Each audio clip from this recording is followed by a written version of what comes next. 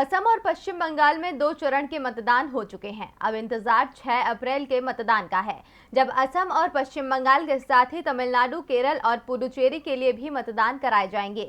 इसी कड़ी में राजनीतिक पार्टियों की रैलियों का दौर तेज है, लेकिन आज शाम से 6 अप्रैल को होने वाले मतदान के लिए रैलियों का शोर थम जाएगा।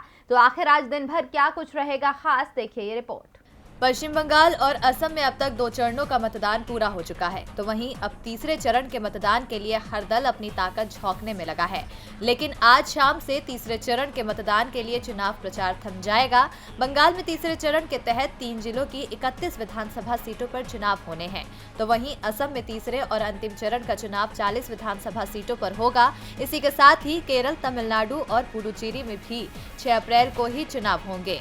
ऐसे में इन राज्यों में भी सभी सीटों पर आज चुनाव प्रचार का आखिरी दिन है। केरल में पहले और आखिरी चरण के चुनाव में सभी 140, तमिलनाडु के सभी 234 और पुडुचेरी की सभी 30 सीटों के लिए मतदान होना है। ऐसे में आज चुनाव प्रचार के आखिरी दिन हर दल के नेताओं की रैलियों का शोर तेज होने वाला है।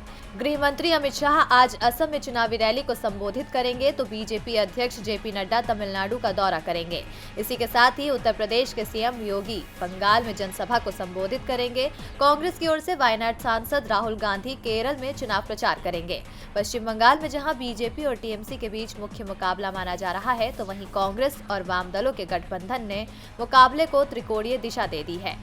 इन 5 राज्यों के पिछले विधानसभा चुनाव की अगर बात करें, तो पश्चिम बंगाल में साल 2016 में टीएमसी ने 211 सीटें, कांग्रेस ने 44 सीटें, लेफ्ट ने 26 सीटें, तो बीजेपी ने 3 सीटों पर जीत दर्ज की थी। इसी के साथ ही असम में 126 विधानसभा सीटें हैं, जहां एनडीए की सरकार है।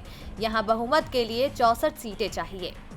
असम में साल 2016 में बीजेपी ने 89 सीटों पर 60 सीटें हासिल की थी। असम गण परिषद ने 30 सीटों पर 14 सीटें हासिल की थी। बोडोलैंड पीपुल्स फ्रंट ने 13 सीटों पर चुनाव लड़कर 12 सीटें जीती थी, तो कांग्रेस ने 122 सीटों में से 26 सीटों पर जीत हासिल की थी। इसके साथ ही तमिलनाडु में विधानसभा की 234 सीटें हैं, जहां पिछले चुनाव में एआईएडीएमके ने 136 सीटें जीती थी, तो वहीं डीएमके ने 89 सीटों पर जीत दर्ज की थी।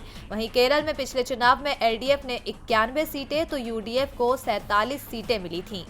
साथ ही अगर बात करें केंद्र शासित प्रदेश पुडुचेरी की, तो यहाँ विधानसभा की कुल 30 सीटें हैं, जहां कुछ दिन पहले ही कांग्रेस डीएमके गठबंधन की सरकार गिर गई थी। पिछले चुनाव में कांग्रेस ने 21 सीटों पर चुनाव लड़ा था और 15 सीटें जीती थी। इसके साथ ही ऑल इंडिया एनआर कांग्रेस ने 30 सीटों पर चुनाव लड़कर 8 सीटें जीती थी।